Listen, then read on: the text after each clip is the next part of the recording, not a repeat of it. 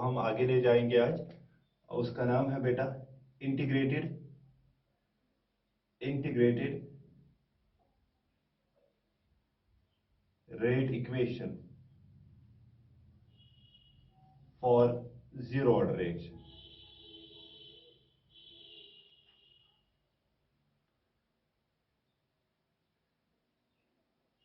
Zero order reaction की जो integrated rate equations है वो हम देखेंगे और उसके एस्पेक्ट्स हम देखेंगे। सबसे पहले आपको पता होना चाहिए कि जीरो ऑर्डर रिएक्शन होती क्या है। जीरो ऑर्डर रिएक्शन गई क्या गोबर में? Zero order reaction is that type of reaction in which the rate of reaction does not depend upon the concentration of the reactants. Suppose Bawan reaction A, it gives me B.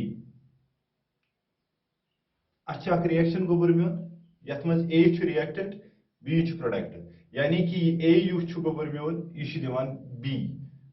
ठीक, अगर बह मान at time t is equal to 0 यमिच initial concentration A0 तम साथ initial concentration 0 गोबर में क्या रिएक्शन वन स्टार्ट गम कहें। ये रिएक्शन गई स्टार्ट कहें तम मतलब गो प्रोडक्ट बनोमुत कहें। आफ्टर टाइम t सेकंड्स अगर बह टाइम t मान गोबर में यम फट अड़हन let that is A0 minus x और ये कितना बन जाएगा बेटा? ये x बन जाएगा, ये बन x गोबर में। नाउ वी नो पाई गोबर में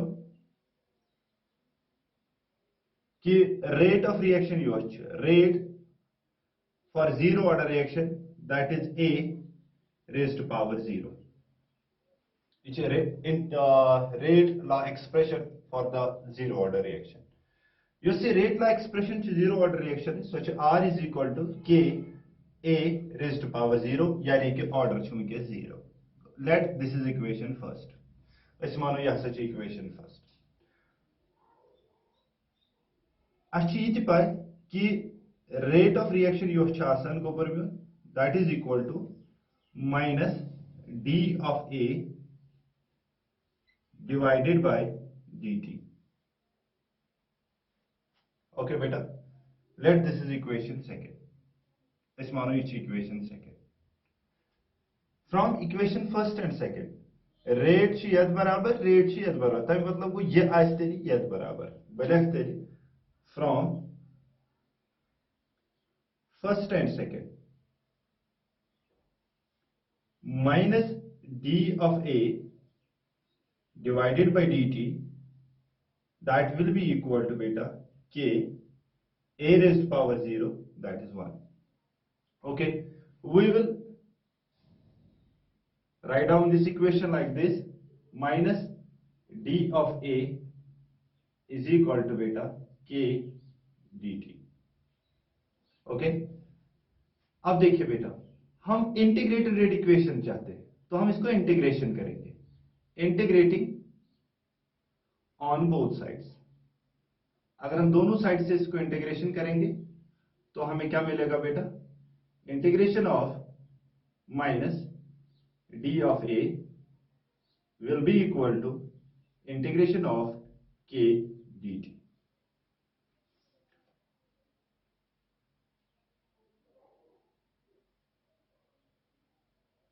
अगर हम इसकी इंटीग्रेशन करेंगे तो इंटीग्रेशन क्या निकलेगा बेटा? दैट विल बी d और d कैंसिल हो जाएगा, d और a integration it will be minus of a that will be equal to ये और ये कैंसिल हो जाएगा that will be equal to K T. That this is equation third. Okay बेटा, अब इसके बाद अगर हम t इज इक्वल टू 0 रखेंगे, ठीक, तो बताइए क्या आएगा बेटा? ये बन जाएगा minus a0 that will be equal to k into 0, sorry it is plus c. Integration constant यहां पे आएगा क्योंकि आप एक कांस्टेंट की इंटीग्रेशन कर रहे हैं तो आपको इंटीग्रेशन कांस्टेंट लिखना पड़ेगा, तो that will be equal to c. तो आपके पास c का वैल्यू जो आया वो आया माइनस a0. अब put the value of c in equation third, तो आपको क्या मिलेगा बेटा? आपको मिलेगा minus a is equal to बेटा K T this will be minus A not.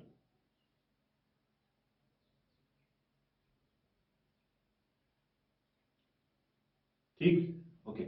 So you can say like this कि अगर अस अख रिएक्शन छु गोबर निमुज ए यह दिवान बी जन्म at time t is equal to 0 अमिच इनिशियल कंसंट्रेशन ए नॉट यमिच कंसंट्रेशन तम साथ कहें यम सात टाइम कह बढ़ाव गोबर मे रिएक्शन गस ब्रोट कुन गो अम फट कह ए नॉट मज यह बन ए नॉट माइनस एक्स तो यह बन गोबर मे एक्स. अस पाई गोबर मे यम सात रेट ला एक्सप्रेशन लेखान for zero order reaction rate is equal to k a raised to power 0 because order is 0. अच्छी ये थी पाई कि यह differential rate शासन rate is equal to minus d of a divided by dt. That is equation second. From equation first and second, equation first to the second picture is minus d of a divided by dt is equal to beta k. क्या कि ये याद बराबर को याद बराबर a raised to power 0 is equal to 1. So it will be k. अब इसकी जो है इसको थोड़ा ट्रांसपोर्ट करेंगे इधर उधर टर्म्स को तो हम लिखेंगे minus D of A is equal to ये के और डी टी एक साथ लिखेंगे के डी टी. अब इसको हमें चाहिए इंटीग्रेटेड रेट इक्वेशन. अब ये डिफरेंशियल रेट है, अब इसको इंटीग्रेटेड रेट इक्वेशन चाहिए तो हम इसको क्या कह देंगे बेटा, इसके इंटीग्रेशन करा देंगे. इंटीग्रेशन क्या करा देंगे, minus D of A is equal to K D T. So it will be integration जब हम करेंगे तो ये d और इंटीग्रेशन कट जाएगा तो ये बन जाएगा minus of a that is equal to ये d और ये इंटीग्रेशन कट जाएगी तो ये बन गया kt. हम डिफरेंट इंटीग्रेशन करा रहे हैं कांस्टेंट की तो हमें एक कांस्टेंट लिखना पड़ेगा that is called integration constant को c is called integration constant. When t is equal to 0 अगर हम t 0 के बराबर रखेंगे तो ये a किसके बराबर बनेगा, a0 यानी कि बनेगी initial concentration that will be equal to c. It will be minus of a that is equal to kT minus a not t. Okay बेटा. सो अगर हम इस वाली इक्वेशन को थोड़ा मॉडिफाई करेंगे तो हमें क्या मिलेगा बेटा, हमें मिलेगा देखिए बेटा ये a नॉट हम इधर लाएंगे, ये माइनस था ये बन जाएगा प्लस तो हम लिखेंगे a not minus a that will be equal to kT. So this equation is called integrated rate equation of zero order reaction. This is called integrated rate equation for zero order reaction. So क्या निकली बेटा integrated rate equation for zero order reaction, a naught यानी कि initial concentration minus any concentration at time t that is equal to kt. Okay beta, this is the concentration at any time that is t. Okay, so we can write this like this. Okay, so you can write down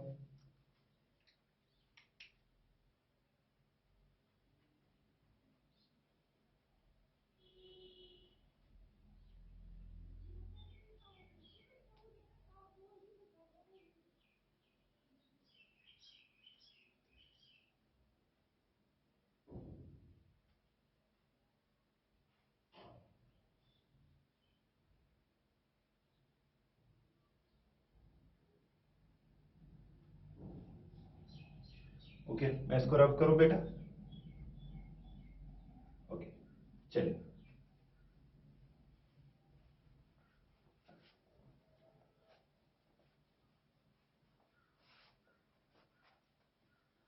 So as the equation go burmion a naught minus a is equal to kt. This is called integrated rate equation for zero order reaction where a naught is initial concentration of reactant and a is concentration of reactant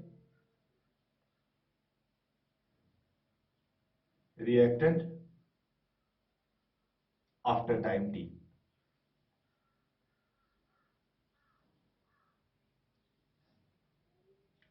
t time के बाद कितनी concentration रह जाएगी reactant की, that will B a.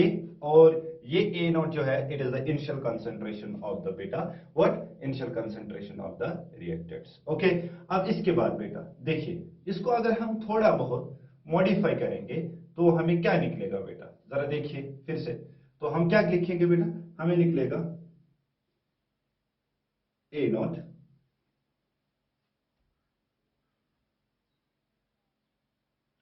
और हम इसको थोड़ा अच्छी तरीके से लिखेंगे a नॉट ओके, माइनस है ये नॉट इज इक्वल टू बेटा K T plus it is minus A not. अगर हम माइनस को कॉमन निकालेंगे तो क्या मिलेगा बेटा, A that will be equal to, minus अगर कॉमन निकलेगा तो ये बन जाएगा माइनस के टी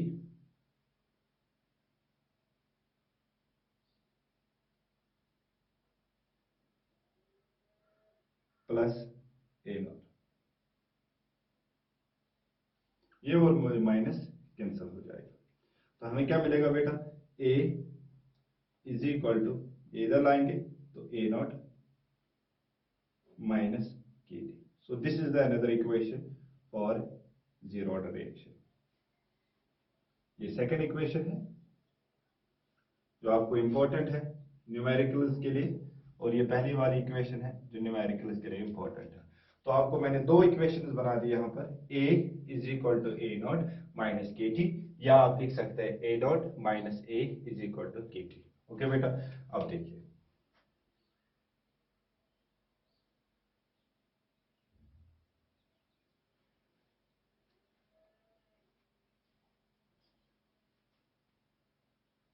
अगर हम ग्राफिकली रिप्रेजेंट करेंगे जीरो ऑर्डर रिएक्शन को, वो कैसे लिखेंगे। सबसे पहली इक्वेशन जो, और एक इक्वेशन है that is rate is equal to K, ये जीरो ऑर्डर रिएक्शन का है क्योंकि it does not depend upon the initial concentration of the reactant. So हम ग्राफ लिखेंगे ऐसे बेटा, पहला ग्राफ जो आएगा कंसंट्रेशन और रेट के दरमियान कौन सा ग्राफ है, तो आप हमेशा लिखेंगे that is parallel to the x axis. Why, because rate is equal to k. There is no term of concentration here. R is directly proportional to k. Okay, so ये इसके लिए ग्राफ है। और दूसरा ग्राफ जो आया है बेटा, वो हम कैसे दिखाएंगे बेटा, वो ऐसे, अगर आप टाइम लेंगे और रेट लेंगे, रेट और टाइम के दरमियान कोई रिलेशन है आपको दिख रही है, रेट और के के दरमियान रिलेशन है, बस टाइम के दरमियान नहीं है, तो we can say it is also constant with respect to time. So ये भी इसी का ग्राफ है। तो ये दो ग्राफ्स है अभी जो मैंने देखा कि जो rate of zero order reaction होती है that is independent upon the concentration and the time. Time और कंसंट्रेशन पे इंडिपेंडेंट होती है rate of zero order reaction. This is the most important point. Okay, अगर आप बेटा तीसरा ग्राफ जो है अगर आप बनाएंगे, वो कैसे बनाएंगे देखिए,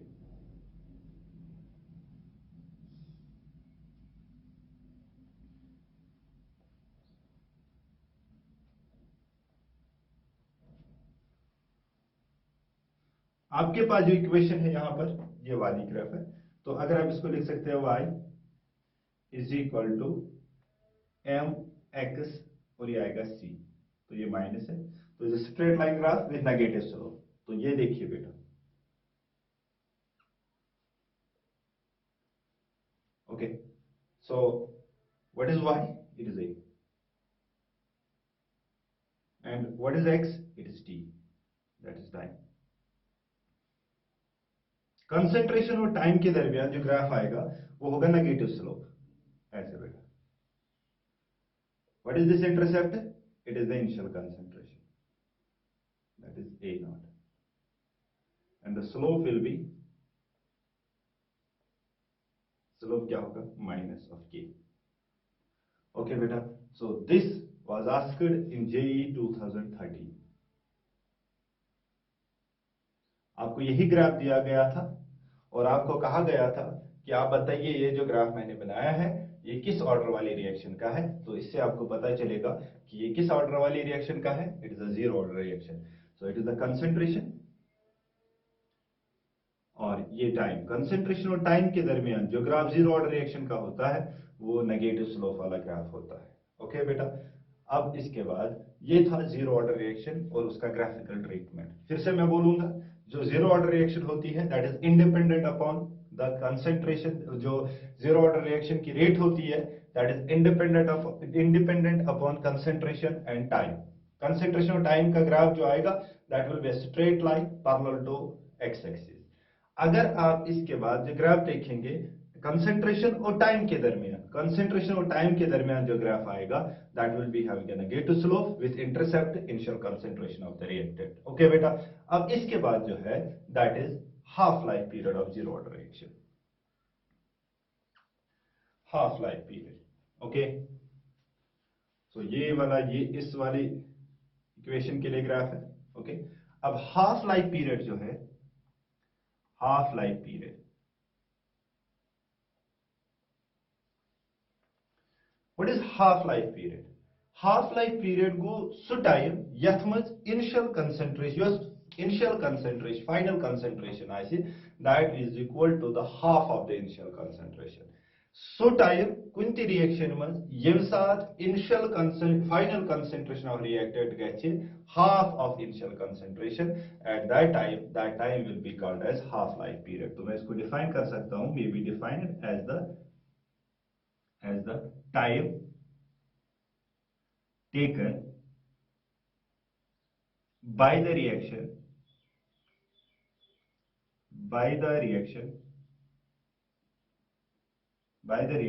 to reduce its concentration of reactant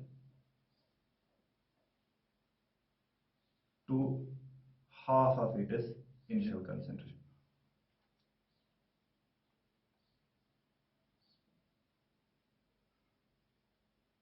वो कितना टाइम निकलेगा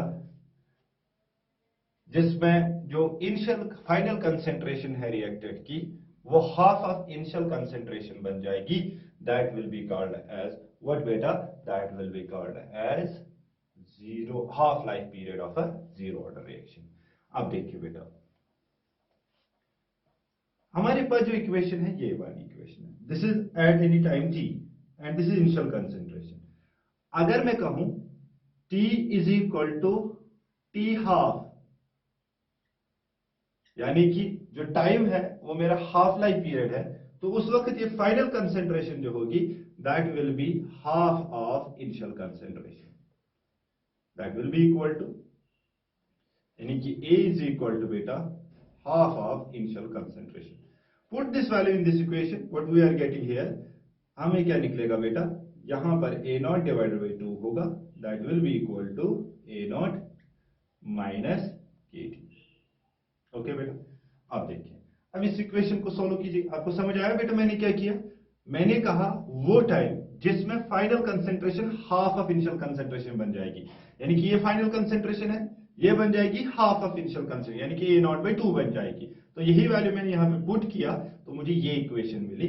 तो हम लिख सकते हैं बेटा ऐसे, देखो बेटा इसको कैसे लिखेंगे? सो इट इज दिस वन, इसको यहां लाएंगे तो it will B A0 divided by 2, ये इधर लाएंगे तो माइनस बन जाएगा, A0 इज इक्वल टू बेटा माइनस KT। तो ये कितना निकलेगा? Minus A0/2।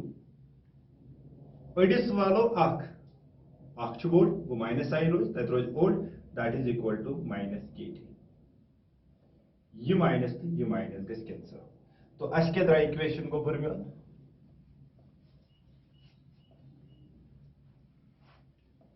क्या इक्वेशन मिले बेटा? हमें मिल गई बेटा इक्वेशन कि KT इज इक्वल टू बेटा A0 डिवाइडेड बाई 2।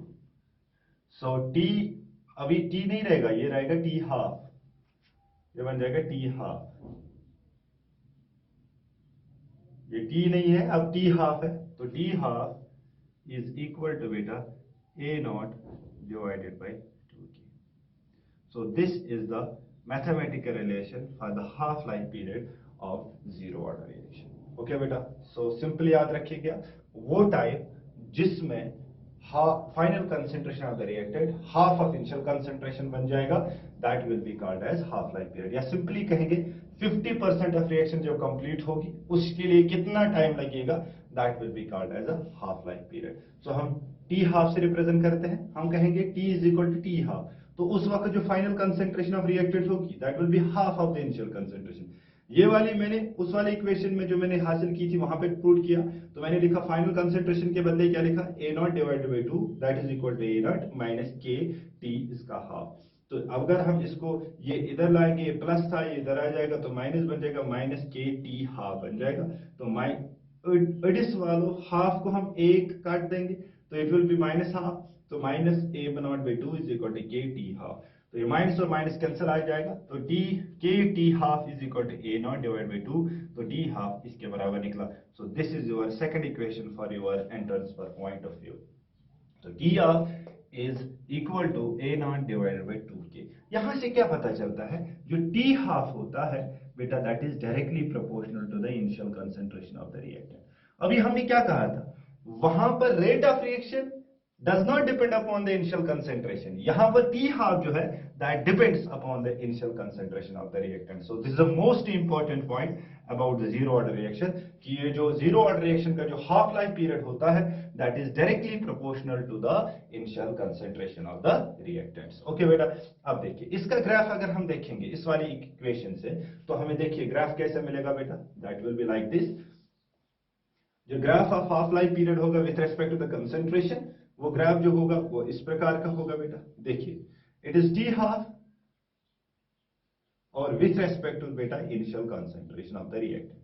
बताइए ग्राफ कैसे आएगा, it there is no intercept and it is directly proportional, so it will be a straight line passing through the origin, so it will be like this. और इसका slope जो होगा बेटा, slope will be equal to 1/2k।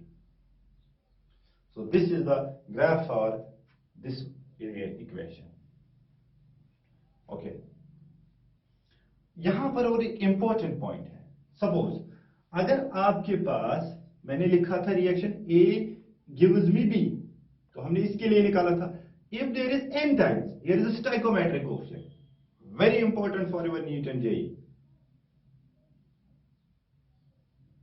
NEET और JEE के लिए बहुत सारा इंपॉर्टेंट वाला टॉपिक है ये, कि अगर एन ए गिव्स हमें बी देता है तो यहां पर टी हाफ यही रहेगा, नहीं बेटा। तो आप क्या लिखेंगे, T half of such reaction is equal to A naught यानी कि initial concentration divide by 2n of के। याद रखिएगा जो यहां स्टोइकोमेट्रिक कोएफिशिएंट आपको रिएक्टेंट्स में होगा वो आप डिवाइड में मल्टीपल रखेंगे किसके साथ, के के साथ। So this becomes the equation for the half life period. So this is one most important point in this equation. Okay, so this was the fourth point about the half life period. First हमने क्या निकाला था बेटा, हमने निकाला था ये वाला, और उसके बाद हमने ये निकाला, उसके बाद हमने ग्राफ बनाया, और उसके बाद हमने लिखा अगर वहां पर कहीं स्टोइकोमेट्रिक कोएफिशिएंट होगा रिएक्टेंट्स के साथ, वो स्टोइकोमेट्रिक कोएफिशिएंट आप ऐसे नहीं छोड़ देंगे, बल्कि आप वो हमेशा डिवाइड में लिखेंगे मल्टीपल किसको, के को लिखेंगे, तो आपको देगा हाफ लाइफ पीरियड। ओके बेटा, अब इसके बाद जो है दैट इज द न्यूमेरिकल्स। अगर हम न्यूमेरिकल्स देखेंगे इस पे कि न्यूमेरिकल्स किस प्रकार के, नहीं पहले मैं एग्जांपल्स बोलूंगा किन किन एग्जांपल्स में जीरो ऑर्डर रिएक्शन पाया जाता है। ओके चलिए, यू कैन राइट डाउन। अब देखिए बेटा, मैं आपको एग्जांपल्स बोलूंगा, examples of zero order reaction. Examples में सबसे पहले है फोटोकेमिकल रिएक्शंस।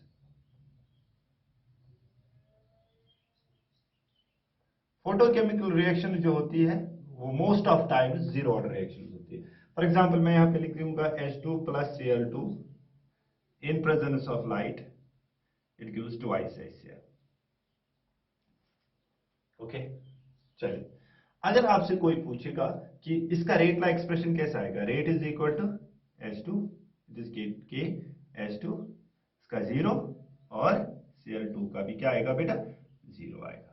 ओके चलिए, दूसरे एग्जांपल ये ए थी। दूसरे example enzyme catalysis reactions. Enzyme catalysed reactions, जो भी एंजाइम कैटालाइज्ड रिएक्शंस होती है with respect to substrate they are zero order reactions. Okay, तीसरा जो है डिसोसिएशन ऑफ या decomposition of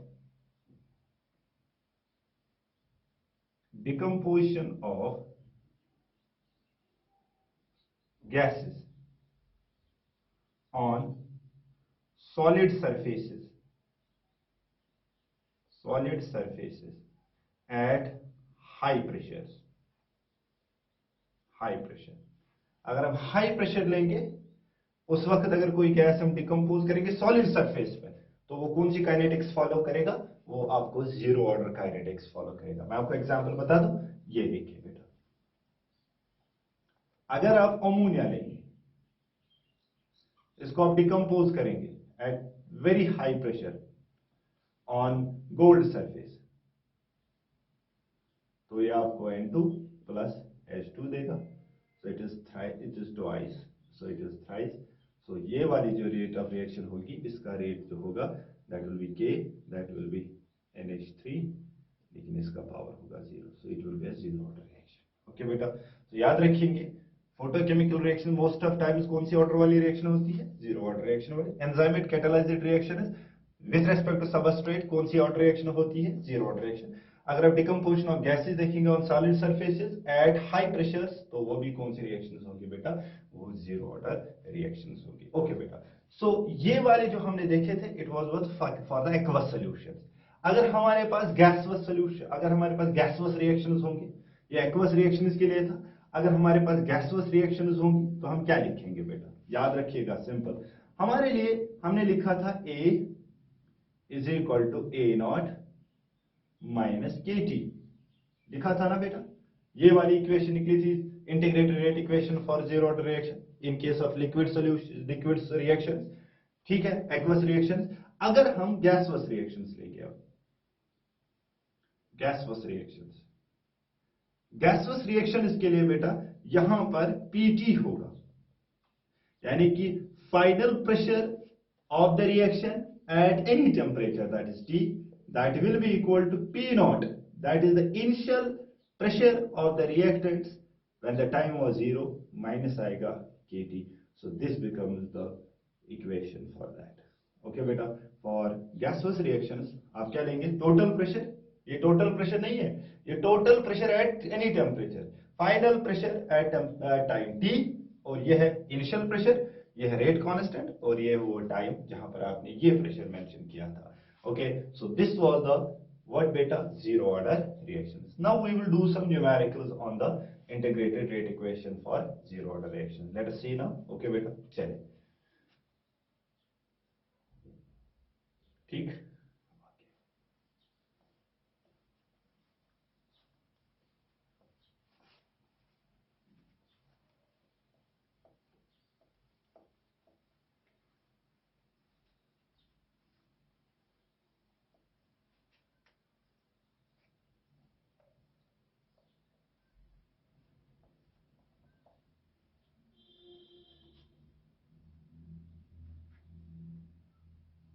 Question number 1. Calculate the time taken by a zero order reaction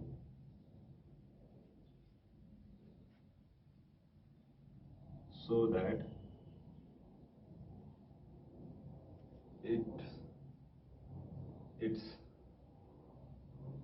it is concentration of reactant gets reduced to 1/4. K is equal to, आप मान लीजिए x, K का value हमने x रखा है।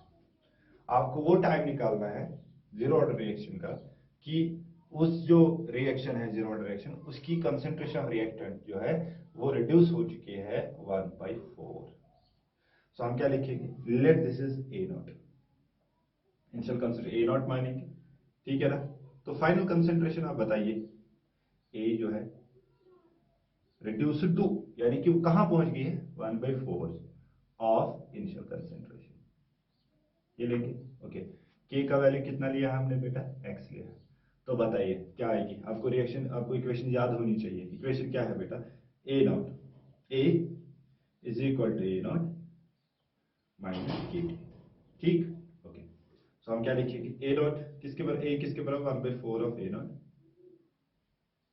Is equal to A not minus X of T. Okay, so यहां क्या निकलेगा बेटा, 1/4 ए नॉट माइनस, अब लिखेंगे A not is equal to minus X T. इसको सॉल्व कीजिएगा, 4 इधर तो क्या बन जाएगा -3/4, तो बन जाएगा -3/4 A not is equal to minus X of T. Minus और माइनस कैंसिल आएगा, तो क्या निकलेगा बेटा, so it will be what, it will be T is equal to 3/4 X and this will be A not. तो ये आपका answer होगा। ठीक है, सिंपल आपको क्या लिखना है, जहां रिड्यूस हो चुकी है वो वैल्यू आप ए के बदले लेंगे और एक्स का वैल्यू आपको दिया होगा तो आपको निकलेगा। ठीक, अब देखिए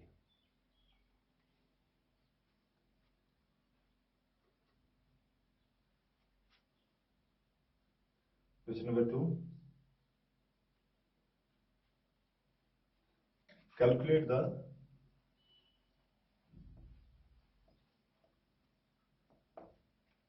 the half life period of zero order reaction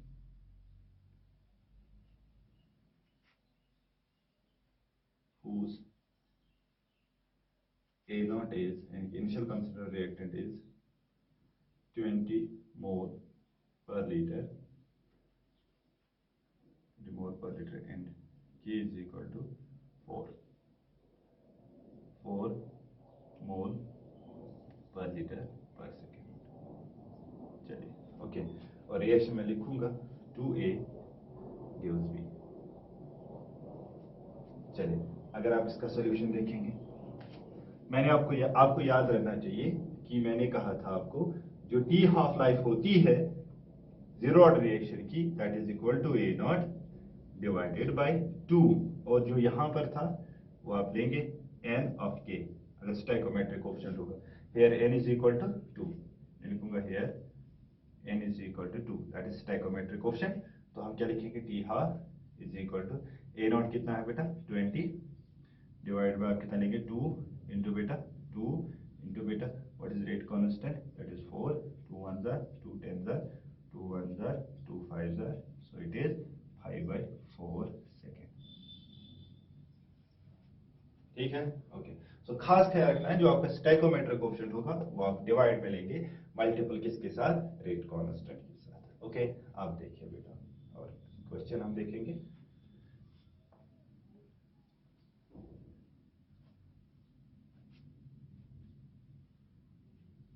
ठीक, अगर हम दूसरा क्वेश्चन देखेंगे यहां पर बेटा, देखिए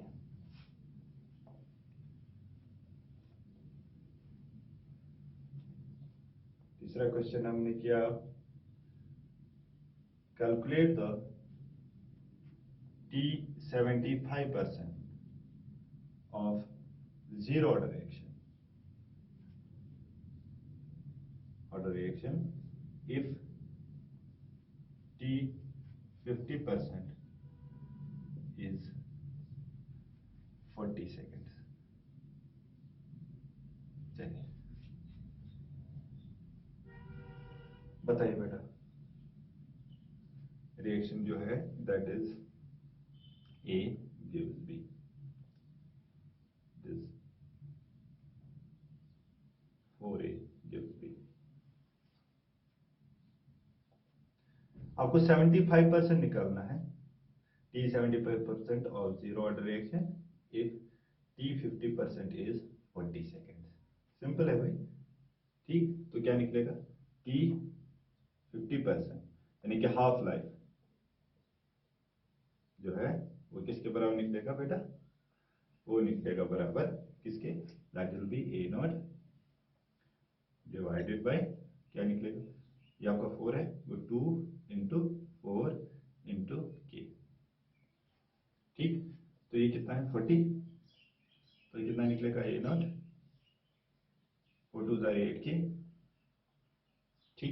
Okay, so I think 4 8s are 32, so it is 32K is equal to A naught.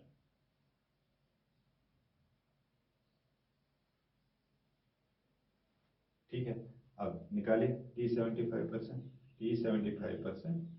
Is equal to बेटा किसके बराबर निकलेगा बताओ।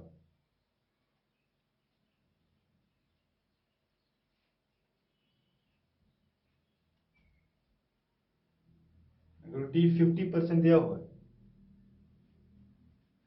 तो T75% अब निकालेंगे। उसके बाद अब according to equation, for example आपको इक्वेशन होगी ऐसे, आपने लिया है 75% means 3/4, I think so.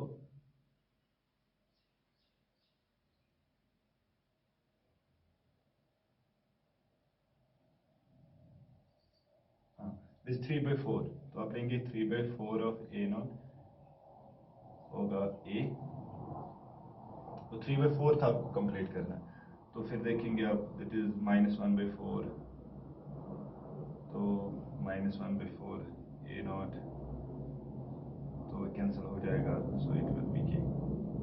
So T75% इसके बराबर निकलेगा। इक्वेशन ये होगी ना, तो C75% किसके बराबर होगा 1/4 या A नॉट हम लिखेंगे डायरेक्ट 4 n ऑफ K। ठीक, so it is equal to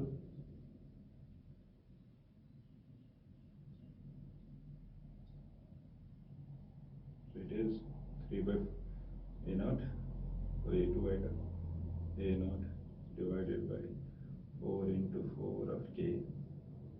A naught का वैल्यू यहाँ पे पुट कर देंगे 320 of K divided by 4 into K, K और K cancel, 4 1s are 4 8s are 32, 4 1s are 4 20s are, आपको 20 निकलेगा,